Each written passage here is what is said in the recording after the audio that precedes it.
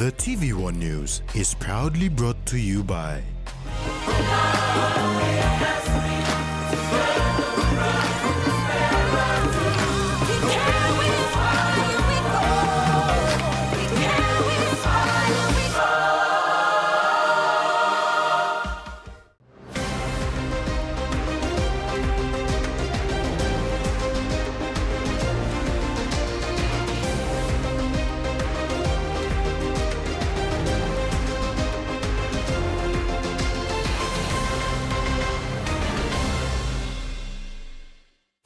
Hello and welcome to TVWAN News. I'm Carol Kidu Jr.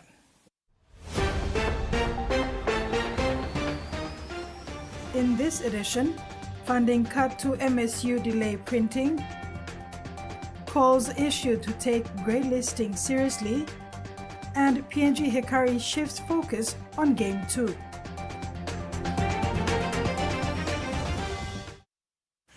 School certificates for grades 12, 10 and 8 should be ready next week, with printing scheduled for Monday, 26 January 2026. First Assistant Secretary, Measurement Services Division, Pakiem Arulapan, confirmed this with TVWAN News today.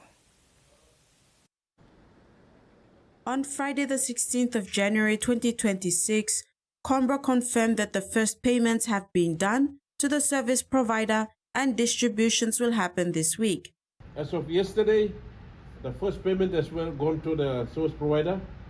So we are looking forward to the one of our senior officers is already at the printer, ready to bring it. So we hope to get them over the weekend or next week, and we should be able to give out the grade 12 certificates and School of Excellence certificates. Hopefully, if everything goes well, Lord willing, we should do that by next week. The grade 10s will then follow, and then followed by grade 8s. On behalf of the department, I really am sorry. I regret that has happened. It's not a deliberate action of the department. We have done everything possible, but basically because of funding issues, we were not able to pay the service provider on time. This news team followed up with the Measurement Services Division today and confirmed that they have ensured printing takes place on the last Monday of January, starting with STEM certificates and continue on Tuesday with grade 12 certificates, followed by 10 and 8 certificates. He shared that usually they are on time with printing examination certificates delivered during the closing of schools in December, and by the time schools open, certificates are available for students to collect.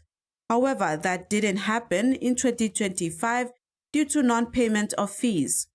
This is after a total of 8 million kina of MSU funds were cut, affecting their budget to print. Jasmine Jack, TVWAN News. Education Secretary Dr. Uke Combra says teaching requires strict processes from establishing schools to payroll setup, reminding authorities that graduates cannot simply enter classrooms without meeting standards. At the media briefing held recently in Port Moresby, Education Secretary Dr. Uke Combra reminded the nation that teaching is not simply a matter of graduating and walking into a classroom, but there are strict processes in place for teachers to follow to be qualified to teach. So there's a process that we all have to follow, and that has to be complied with by every authority. And then everything should work out. Dr. Combra stressed that teachers' registration is fundamental to ensuring accountability and maintaining quality in the education system. He said teachers are central to saving the country's future, and the welfare must be taken care of. If a teacher is well accommodated, is well equipped and well trained, and is committed himself or herself, then we will have a better education system. And that's a fact that we all know. The Secretary highlighted that registration begins with education standards. Students entering teachers' colleges must have a minimum grade 12 GPA of 2.8 before beginning their 3-year training program. Graduates who meet the requirements are then submitted to the Department for Provisional Registration, leading to full registration.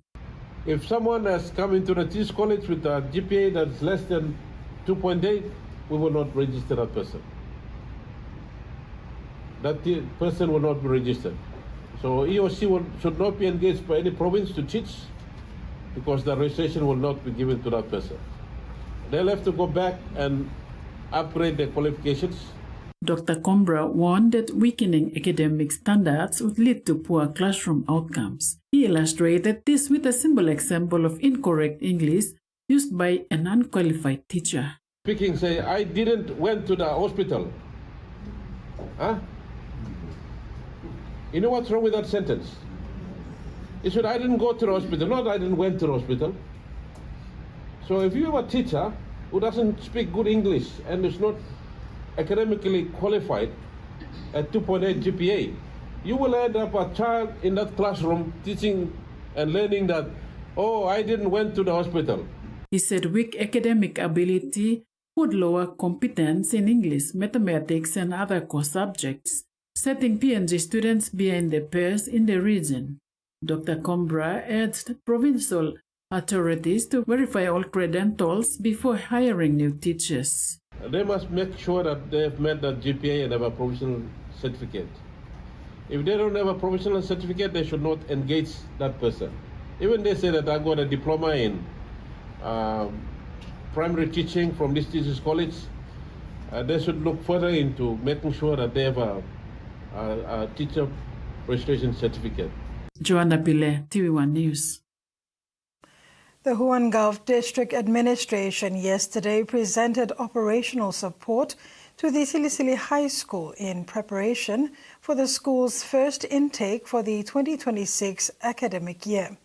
As part of this commitment, the Huon Gulf District Development Authority provided 100,000 kina to support the school's initial administrative and operational requirements during the establishment phase. With education being one of government's priority, the Huon Gulf District is aligning its support to this sector.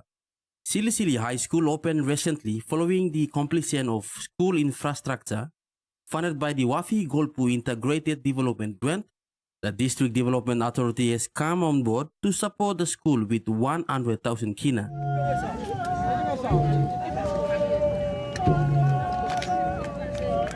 In addition, the district also presented essential office equipment including one laptop and a 3-in-1 printer, scanner, copier with A4 paper, valued at approximately 8,000 kina, to strengthen the school's administrative capacity.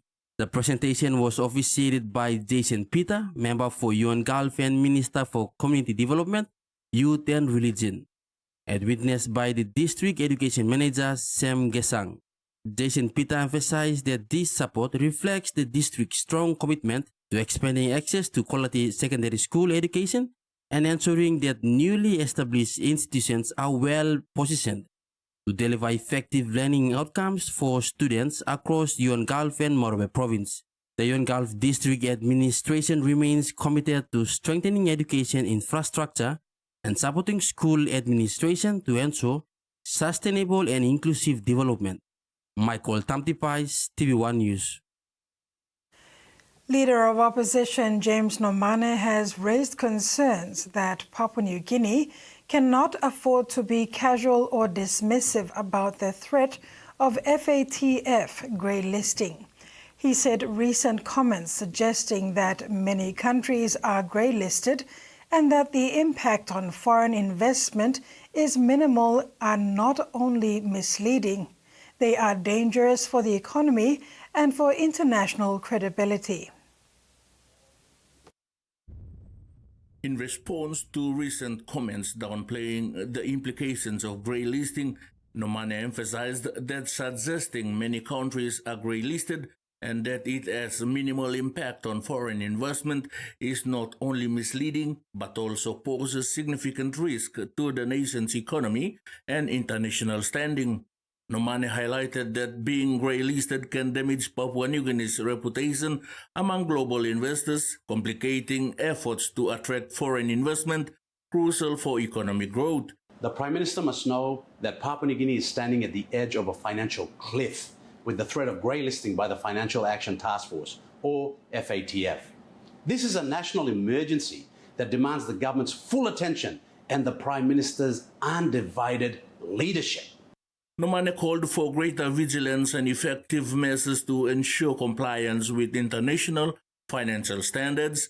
He further insisted that dismissing the severity of FATF's concerns can lead to dire consequences for the country, potentially impacting financial system, trade opportunities, and strategic partnerships. He says independent studies by the IMF and World Bank shows that countries on the grey list suffer a 7 to 10% decline in foreign direct investment, face higher borrowing costs, and experience reduced access to correspondent banking services. Nomane reiterated that these effects are real, measurable, and avoidable. Our financial system will not withstand it. It will reshape our economic destiny. It will raise the cost of borrowing, slow investments, further weaken the kina, and burden our children with the consequences of today's inaction. It'll touch every business, every exporter, every bank, and every family. This is a generational threat. The opposition leader clarified that grey listing is not temporary unless a country demonstrates strong, credible reforms. He further stated that it is not the duration of grey listing that matters, but the damage done while a nation struggles to climb out of this self-created economic hole. Freddie Mo, TVWAN News. Octady Mining is taking a stand against domestic and family violence by supporting Family PNG, an organization providing vital services to survivors across the country. At the recent PNG Investment Week in Sydney, Octady showcased more than investment opportunities. The company purchased Family PNG's coffee, grown in the Western Highlands, and distributed it to delegates as a symbol of support for survivors of domestic violence. Funds raised from the coffee sales went directly towards Family PNG's case management services, safe accommodation outreach programs, and advocacy work nationwide. Ruth Warham of Octady said that domestic violence continues to affect far too many families in Papua New Guinea, and everyone has a responsibility to be part of the solution. This is TV1 News. After the break, new houses for 20 families in Mendi and child nutrition expands nationwide.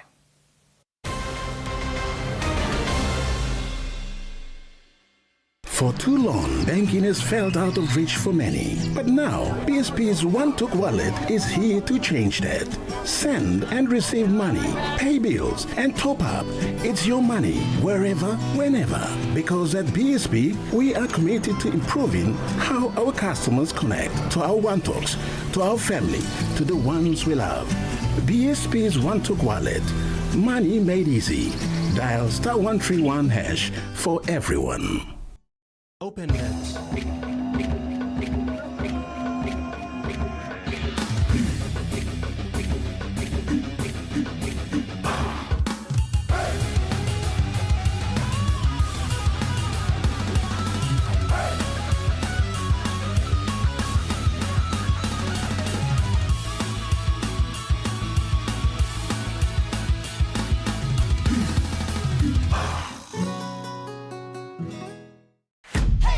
P&G's favorite soft drink now in bottles.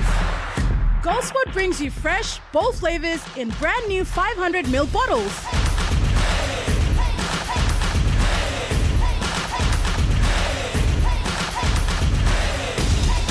Taste the rainbow. More freshness, more flavor, more fun. Lime, orange, raspberry, and pineapple. Proudly made in P&G. Proudly Goldspot.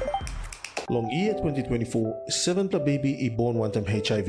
HIV I can go long baby long triple rot. Time bel mama I get HIV, long time long carrying baby, na time baby is susu. Tasol yumi can help him bel mama long look out him baby inside long bell. go quick time long bell mama clinic na kisim antenatal check. Time yumi panim sick HIV area o time bell mama I positive penis, early treatment I can save him baby. Give him baby healthy start long life. Stop him spread long sick HIV eagle long baby. This lutok sawe ikam long National AIDS Council Secretariat.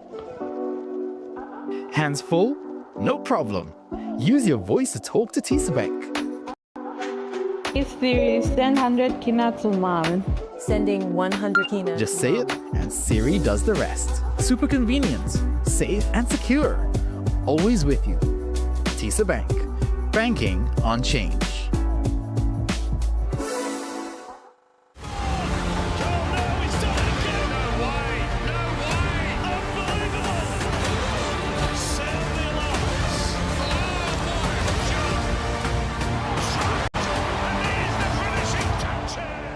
It's time for Bat Wheels, heroes versus villains.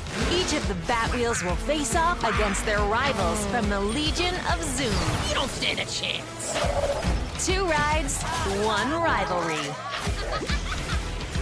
Does it get any better than this? Who has what it takes to drive away with a victory? Hold it right there, Zooms.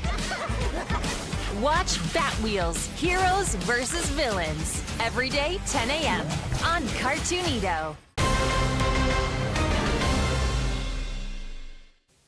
Welcome back.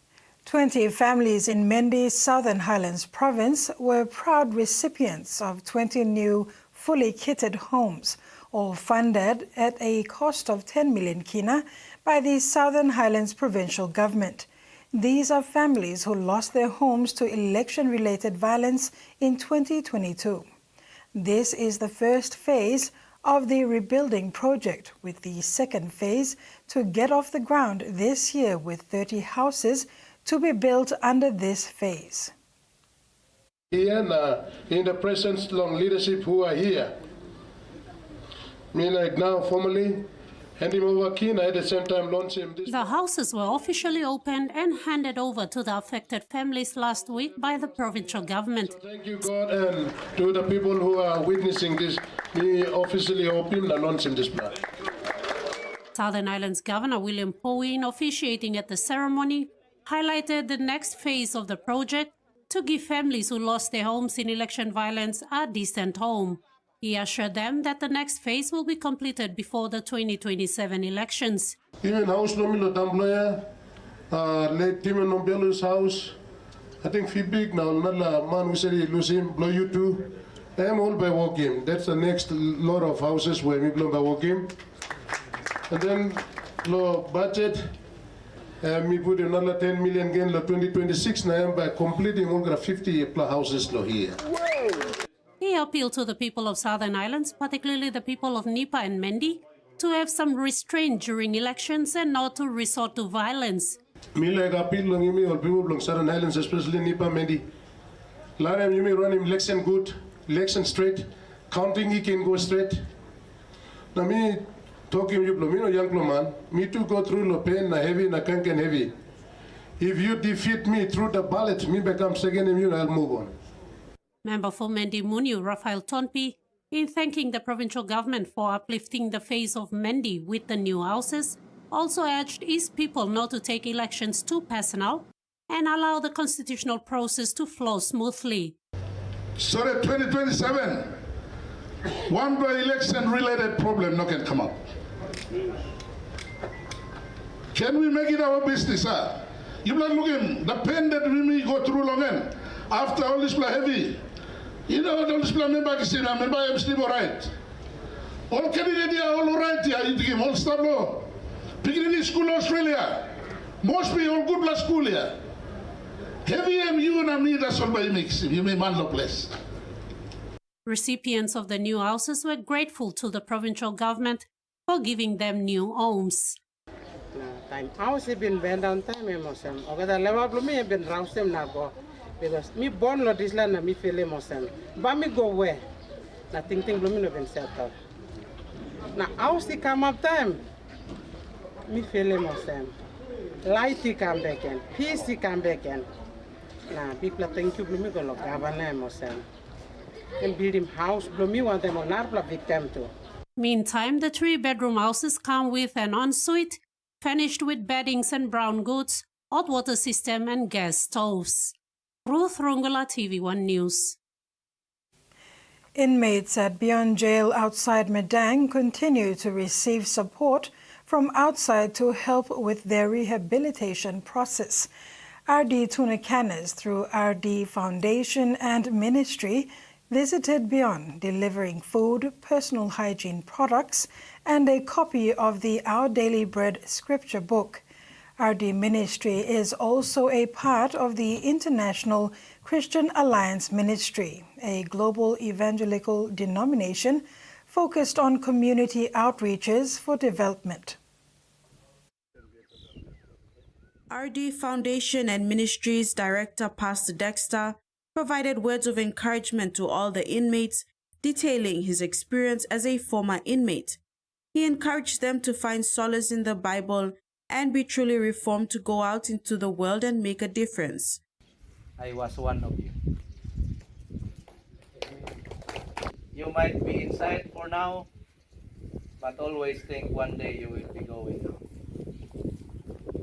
I would like to encourage you, do not let your heart be troubled. Believe in me, Jesus said, and believe also in God. Do not think that only people outside are enjoying freedom. But even you are here, you can still enjoy freedom, because the real freedom is the person that knows the Lord Himself. Commander of Beyond Prison Jackson Gubag was thankful to RD Ministries and applauded their gesture.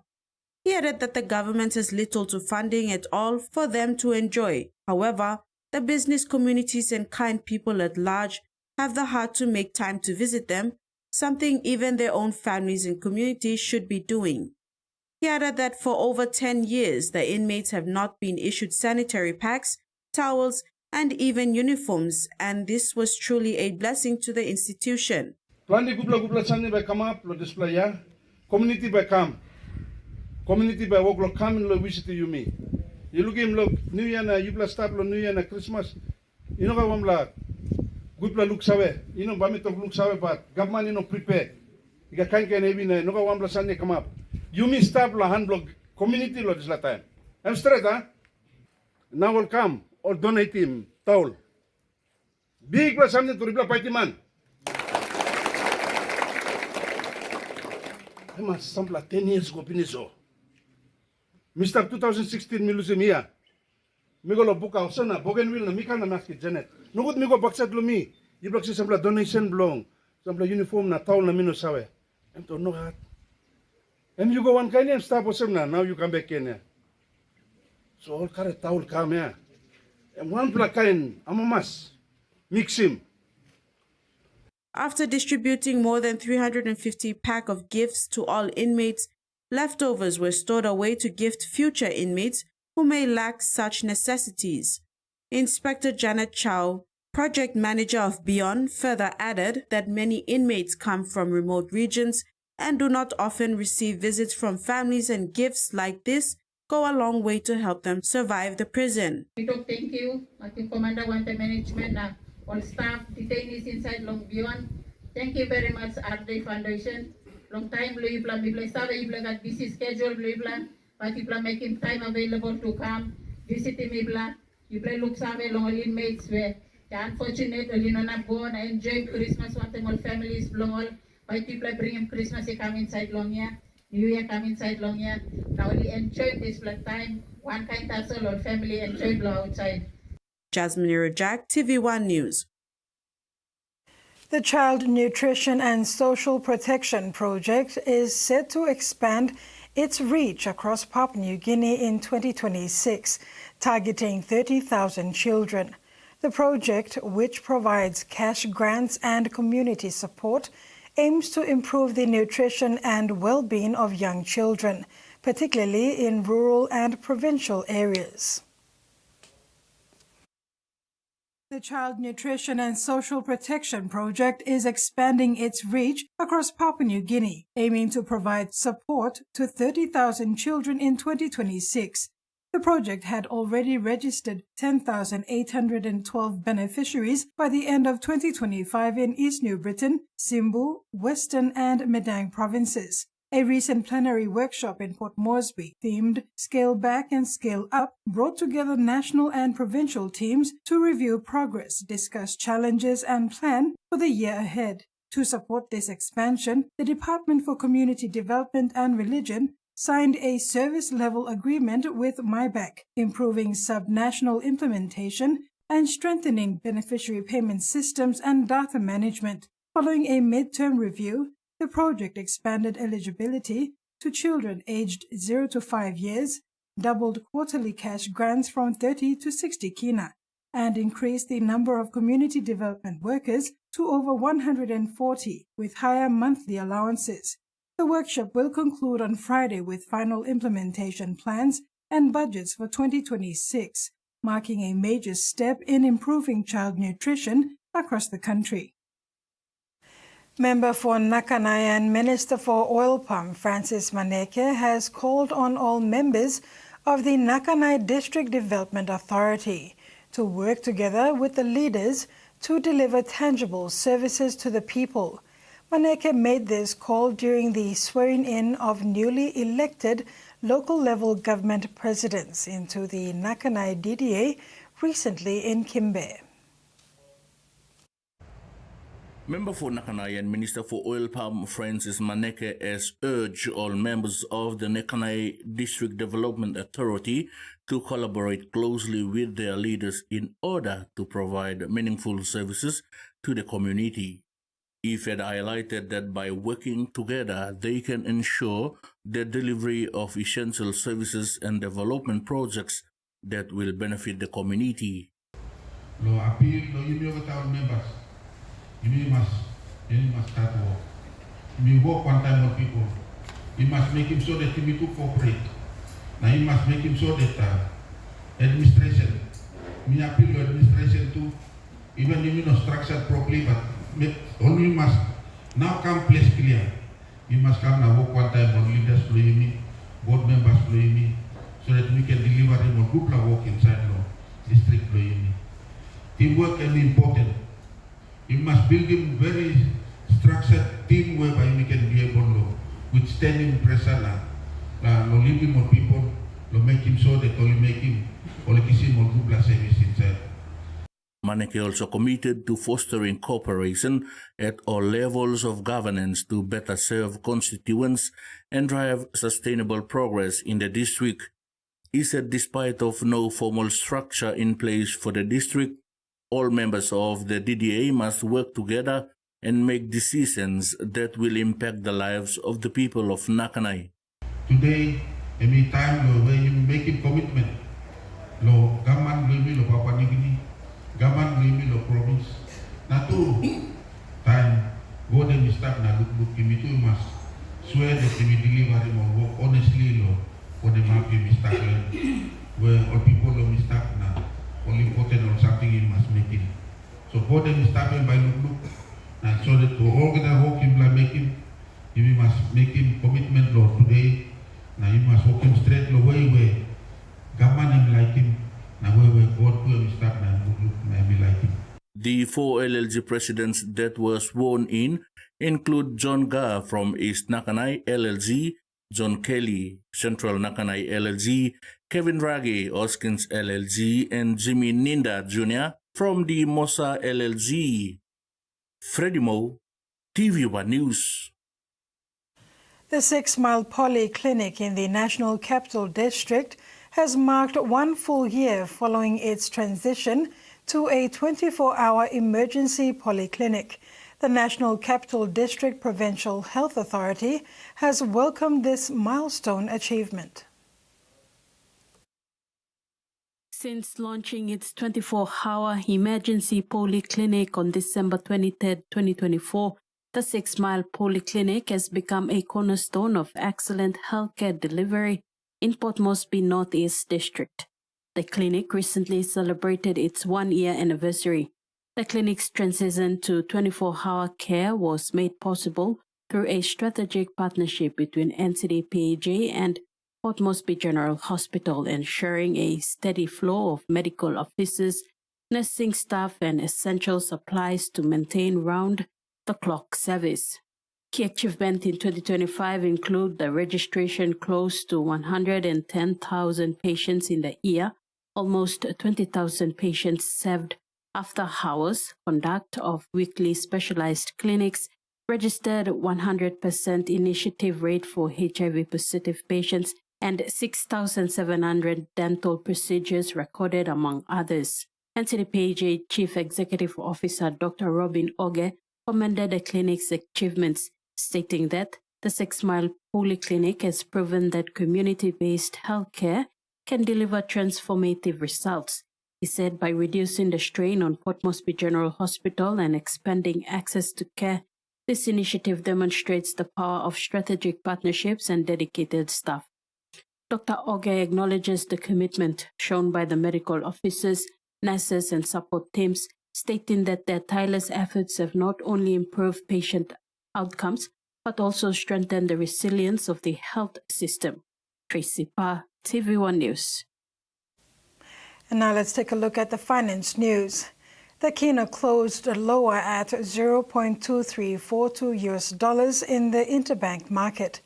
At Bank South Pacific, our Kina was buying $0.2267, $0.3346 Australian dollars, $0.1866 euro, and 35.58 Japanese yen. Looking at commodity prices at New York close, gold, palm oil, and crude oil closed higher, while coffee, cocoa, and copper closed the day unchanged.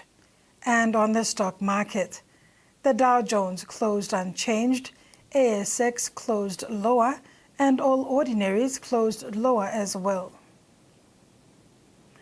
You're watching TV1 News. We'll have news making headlines overseas when we come back. Stay with us.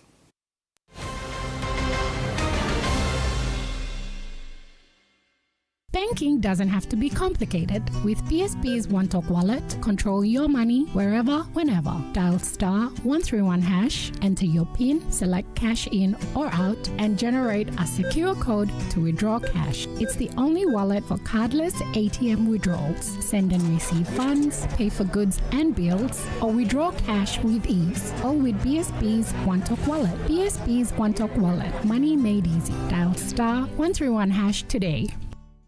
Are you a small business owner or just starting up? Need mobile plans for your team and Wi-Fi internet for your office? But also need flexibility, simplicity, and value? Then the Digicel SME Club is for you. Digicel's SME Club will keep your business connected with the best rates in PNG, affordable mobile plans with unlimited in-group calls, SMS, plus international minutes. Enjoy fast, reliable internet tailored for your business, starting from just 375 kina per month. With Digicel's SME Club, there are no contracts and no security deposit. Just seamless 24/7 dedicated customer support, a loyalty rewards program, and monthly discounts when you pay your bill using Digicel Cell Money. Keep your business connected and thriving with Digicel's SME Club. Contact us today on 7373-0000 or dial 126 for details. Your business deserves the best. Join Digicel's SME Club today. Hey PNG, guess what? What? You can save up to 34% on Digicel TV plans when you pay with Cell Money. Nice, yeah. And now, just visit a Cell Money agent or Digicel store to deposit money into your Cell Money wallet. Then dial *888# to buy your prepaid TV plan from your Cell Money wallet, or use the Cell Money app and boom, save up to 34%. Yeah. Now you can enjoy more entertainment for less, only with Cell Money, a product of Digicel.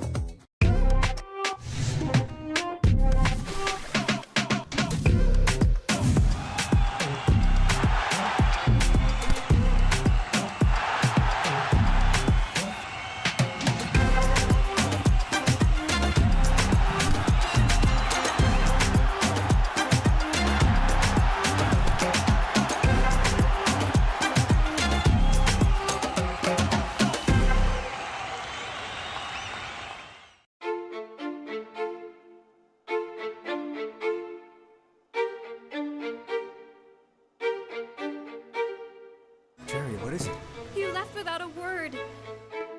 You didn't even say goodbye.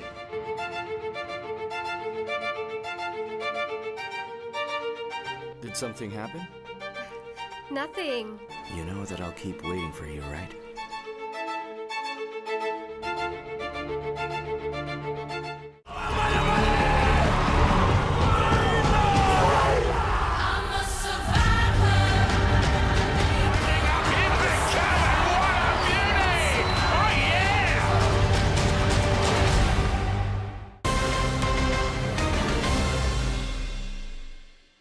Welcome back and thanks for staying with us.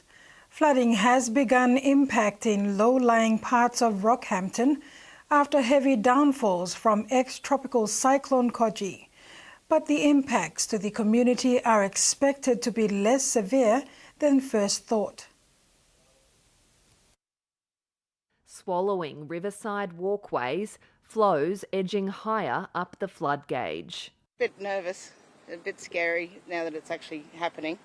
The swollen Fitzroy has started creeping into some areas, but the river's peak is now forecast to be lower than originally predicted. At this stage for Rockhampton, the flood peak expected to be at some stage on Wednesday morning around the 7.5 metres. This is great news. We were planning on 8 and a lot of our contingency plans are put in for 8 metres. Authorities are relieved the number of impacted properties has nearly halved. We revised down the number of properties that are impacted to 280. Now that's not 280 homes, that's residential properties that may get water into their yard. Bill Dargell has experienced multiple floods at his family's nursery. He's thankful this one won't be as severe. We're tidying up any stock in lower areas, we move, that sort of thing, horses, things like that. And just be prepared. The SES spent the weekend door knocking in low-lying areas to ensure residents are well prepared. Flood boats are also ready to be deployed in case of an emergency. We've had a good response from the community. As I said, Rockhampton's a really resilient community. Further north, Airlie Beach continues its clean-up. A week after boats were smashed into rocks as ex-tropical cyclone Koji made landfall. Polystyrene, the plastic bags, the smaller wreckage, and in 1 week we removed 9 tonne.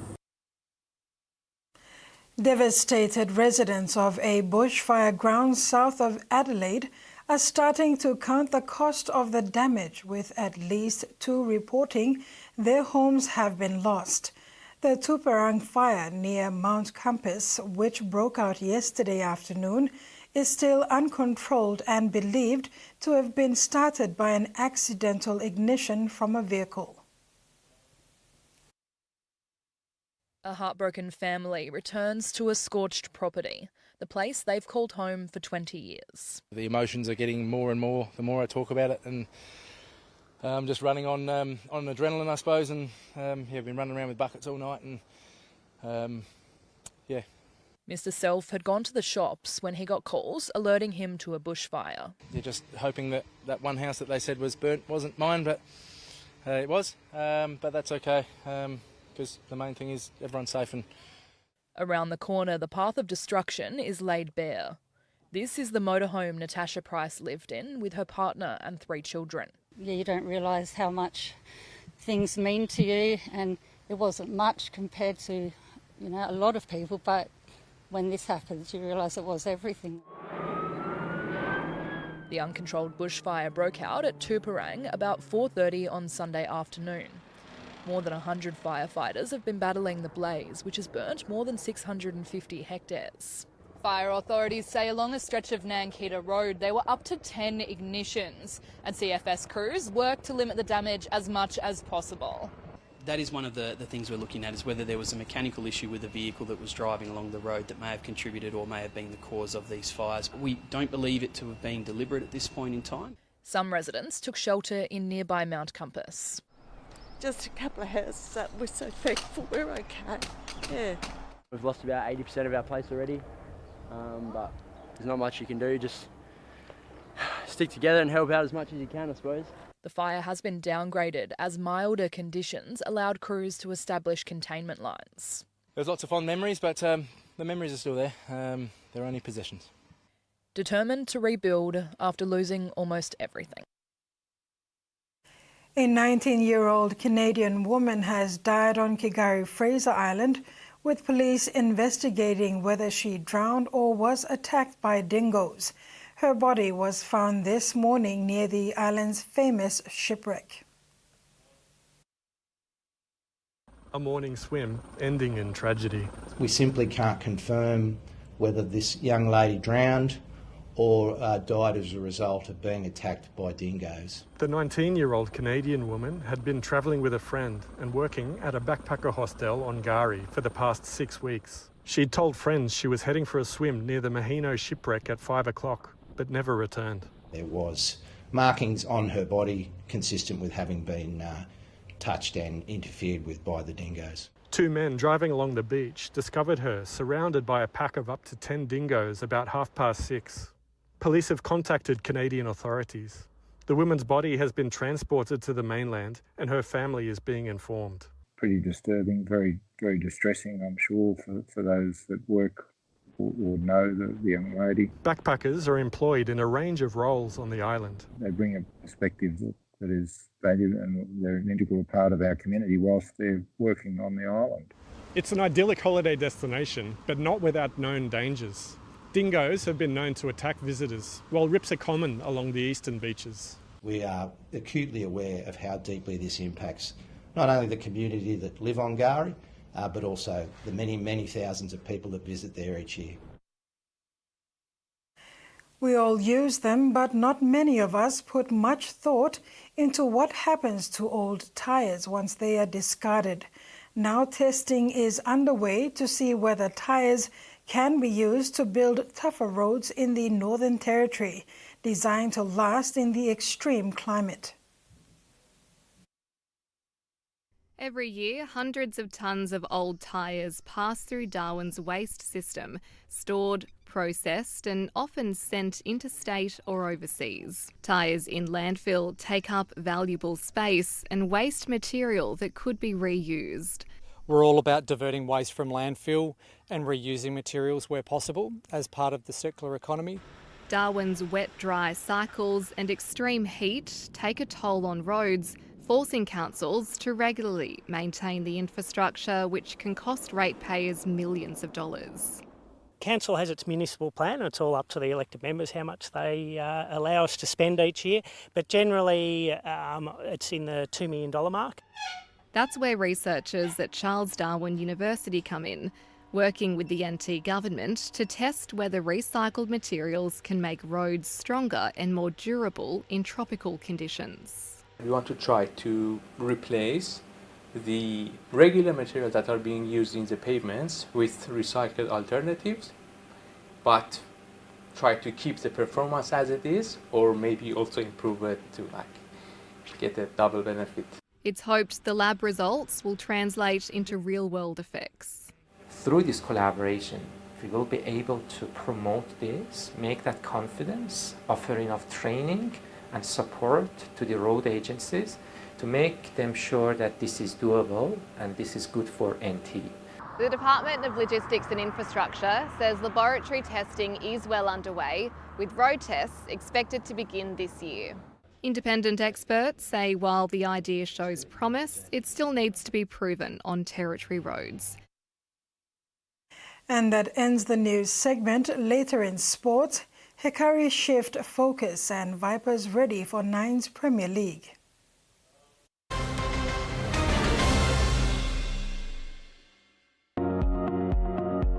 In today's fast-moving world, visibility and presence is everything.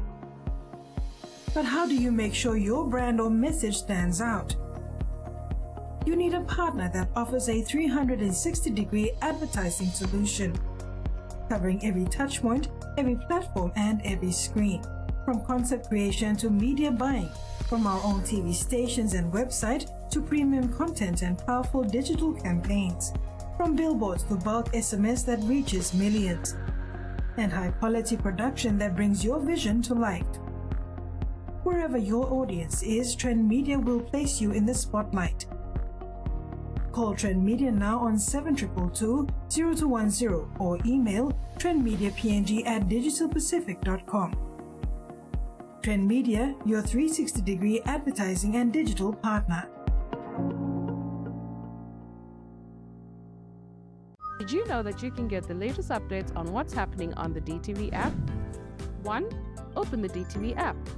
2. Go to the profile on the upper right-hand corner of your screen and scroll down to push notifications. 3. Turn it on and you're good to receive notifications on the latest sports, TV series, and movies. DTV, your TV on the go.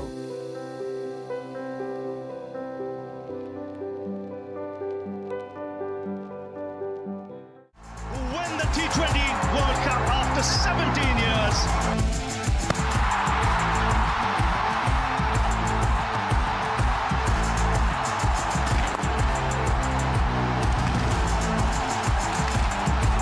This is what you play for. This is what creates memories of some of the greatest players in the game.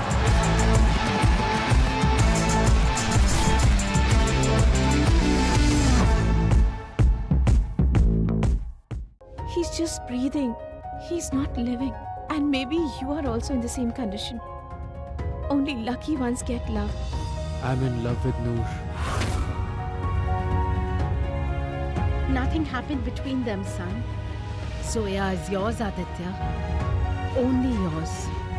It was my fault, Adi. Pooja and Yash died because of me.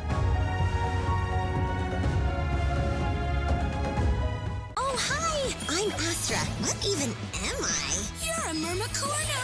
Name's Gwen. I'm comical. I'm not Squishella. The road ahead is scary, and the danger we're facing is great. But if we master our creative forces, I know we can defeat Ika Inkblot. Let's go!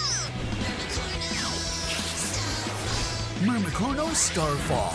New episodes weekends 11:45 a.m. on Cartoon Network. Hufflet Power!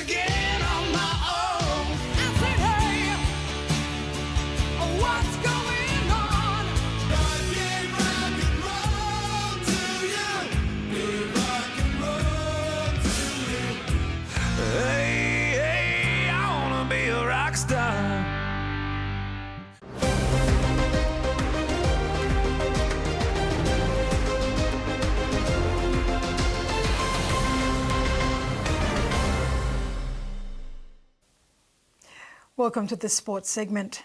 The PNG Hikari Football Club will be out to make amends when they take on Tahiti tomorrow in their second appearance at the North Harbour Stadium, New Zealand. This is following their defeat to the Solomon Kings in the Pro League opener on Sunday. Cross comes in. The PNG Hikari Football Club have moved on from their defeat to the Solomon Kings and are putting in some hard yards at the training to ensure they are well prepared for their game against Tahiti, scheduled for tomorrow. They are more determined that they can make amends for their defeat.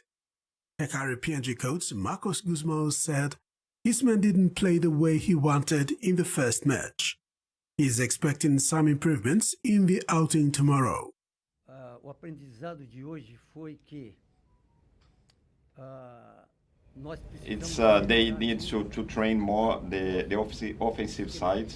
They need to make scores, and I think this is what they need to do now. It's just focus on the next match and training mainly forwards.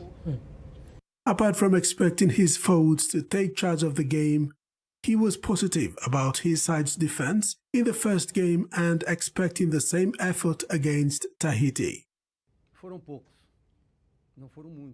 The defense was a good point today. I think the defenders were good because the midfielders couldn't make their job, so it was the defenders were overloaded. So the positive from today is the defenders. Both Tahiti United FC and PNG Hekari FC lost their opening games and will be in for a big one. In their previous matches, Tahiti United FC lost to South Melbourne 1-2 and PNG Hekari to Solomon Kings 0-1. Rex Litter, TVWAN Sports. The Nines Premier League is returning to the beautiful Gold Coast with an exciting two-day Rugby League Nines event scheduled for Saturday, January 24th and Sunday, January 25th, 2026. Returning to the tournament this year is Papua New Guinea's foundation franchise team, the Port Moresby Vipers, who impressed fans and competitors alike during their debut last year. The Vipers reached the semi-finals in 2025, making a strong mark in the inaugural league. I'm sure they've had plenty of support tuning in at home, and here it is. Yeah. Here he is. Still got those feet going. The tournament promises to be fast-paced and entertaining, offering fans one of the first rugby league experiences of the year. Port Moresby Vipers head coach Wellington Albert reported that the Vipers squad is mostly composed of players from last year's team, supplemented by young talents from their academy program, the National Capital District Governors Cup, and the Port Moresby Rugby League competition. Notable new additions include Jeremiah Ban and Terence Wamin, as well as several players from PRL Premiers Connie Storms. Coach Albert expressed excitement for the development opportunities this high-level opportunity will offer to the young squad. The squad's, made up of most of our boys from last year, and then part of academy boys, and then few talent that we have included them from the Governors Cup and Port Moresby Rugby League as well. Jeremiah Ben and Terence Women and a few other boys from the Connie Storms, Port Moresby Rugby League, the winners. So I have to include them in our squad. Most of them are outside backs, and the speed that they have, displayed on the training field, and credit to Butler as well. He's been, doing some great job with this young talent to build them and condition them as well. So credit to Butler and our, your support staff. So they've got some good talent coming up as well. We will have a mini game here, so you can stay around and see how these guys are. So they're really exciting talents. And Albert also highlighted the positive atmosphere in camp as the squad finalizes preparations ahead of their tournament, which sees a 20-man squad traveling with the coaching staff. The team is set to depart on Thursday, 22nd January 2026, and return on Tuesday, 27 January. I'm really looking forward to it. Most of them are young boys as well, so I'm really looking forward to the experience they will gain, play against those former NRL ex-players, and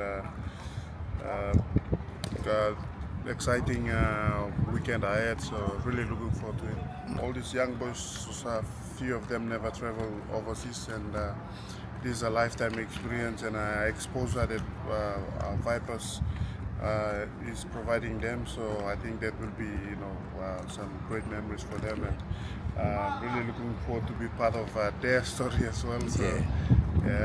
This second participation reinforces the Vipers' commitment to developing rugby league talent in PNG and expanding their exposure on the international stage. There will be 16 teams in the men's division, with entrants spanning from Queensland and New South Wales to New Zealand and Papua New Guinea, all competing for $50,000 Australian dollars in prize money. In 2025, a number of PNG internationals were featured across various teams throughout the two-day event, including Carl Labert, James Seguiaro, and Tony Butterfield. Even coach Wellington Albert was part of last year's Vipers squad, but didn't take the field. Terry Longwood, TV1 Sports. PNG Garamut's head coach Kilapala has a mission to accomplish, and that is to make the Garamuts believe in themselves and the process in place when they are on international stage representing their country. Pala made this comment today in Port Moresby. The under-19 boys cricket team Garamuts recorded a mixed performance last year. They won the under-19 World Cup qualifier in Samoa early in the year before finishing just third at another qualifier in Japan later.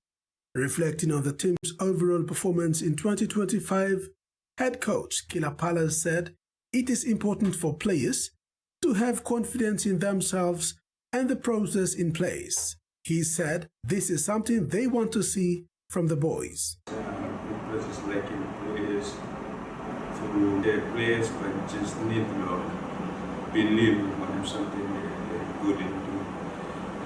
Yes, we want the result to go our way, but in doing so, if I got process to get to the main results. If we can get all the processes right, then the result will take care of itself. Coach Pala also highlighted areas his players need to improve on and said they have been working with the boys on it. The PNG Garamuts have formed 4 teams and have been playing 50-over matches at the Amini Park in Port Moresby starting this month. Best players from this event will be selected to ensure a best squad is assembled for the international outings. Meantime, games scheduled for today were cancelled due to weather, but will continue tomorrow and on Friday at the home of cricket. Fans and cricket enthusiasts are urged to come along at Amini Park and support the young cricketers. And finally, the Gelegele Resettlement Sports Facility in Rabaul, East New Britain Province, stands out as a successful model for rural community sports development. Over the next 2 weekends, the facility will again provide a conducive playing environment for visiting teams taking part in the 2nd edition of the AGMAC Rugby League 9's Tri-Series. The setup is the brainchild of local resident and Governor of East New Britain, Michael Marum, who's also expressed similar plans for other districts. The Gelegele facility will again host legs 1 and 2 of the 2026 edition of the AGMAC Rugby League 9's Tri-Series. Similar arrangement in the past saw teams enjoying the friendly environment and beautiful playing surface. In a recent interview, Eastern Britain Governor Michael Marum provided a brief history of the facility and his plans to replicate similar setup in other districts. It's a small facility out at Gelegele Resettlement and Mombla Bush Place, swampy, everything else. And this is what the youths can do. This is what all work not beginning. Sabigat Rauna, this is what they can do. That is an example exactly of what we're doing across the other 4 districts. The facility was completed and officially inaugurated in 2024 by Prime Minister James Marape, which coincided with the country's independence anniversary on 16 September, followed by the 30th anniversary of the 1994 two volcanic eruptions on September 19. The facility also serves as a landmark development for the Gelegele community who were relocated following the devastating 1994 twin volcano eruptions. Volcanic eruption, 1994 to 2024, where Prime Minister been come down and the officially opening. It's we got rec area there, we got permanent facilities here, we got softball pitch, volleyball, got the main field there, we got a small office. So it's a work in progress, but I think we put the right people in. So only maintain the facility.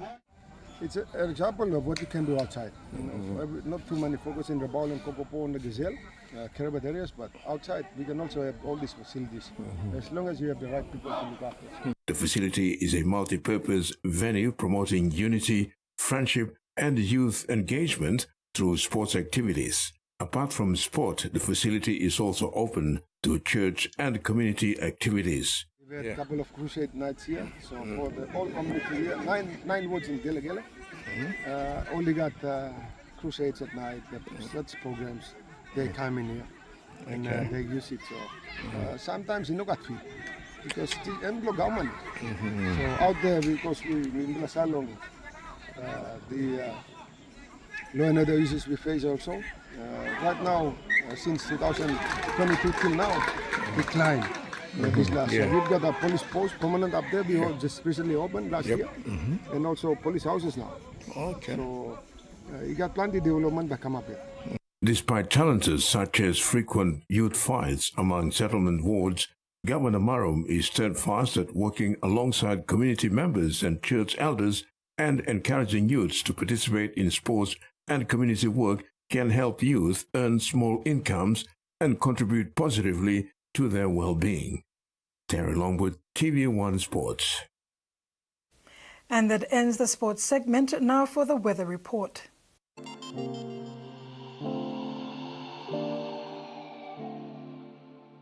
Southern region, Port Moresby, cloudy with some rain showers. Daru, cloudy with some showers and possible thunderstorms. Momase, Lae, partly cloudy with possible few showers. Medang, partly cloudy with some showers. New Guinea Islands, Kavieng, mostly cloudy with few showers. Kimbe, cloudy with heavy showers, then rain and thunderstorms. And Highlands region, Mendi, Tari and Wabeg, becoming cloudy this evening with some rain showers and isolated thunderstorms. Oceans forecast. Coral Sea, seas rough to very rough with south to westerly winds of 20 to 33 knots, reaching 45 knots at times. Solomon Sea, seas rough and patches very rough with west to northwest winds of 20 to 33 knots with gusts reaching 40 knots at times. Bismarck Seas, seas rough to very rough with west to northwest winds of 20 to 45 knots. Pacific Ocean, seas moderate to rough with northwest winds of 20 to 25 knots. And coastal waters, waters of southern PNG and Indonesian border to Daru, to Kiwai Island, Kerma, Yule Island, Hood Point to Samarai Island, and waters of Finchafen through Vitius Strait to Siasi and Long Island to Medang, seas 2 to 3 meters, rising to 4 meters along gale warning areas.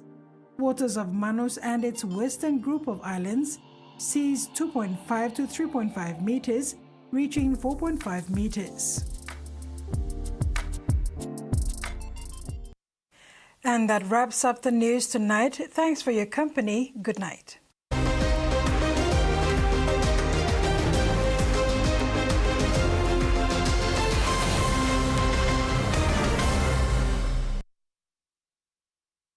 The TVWAN News was proudly brought to you by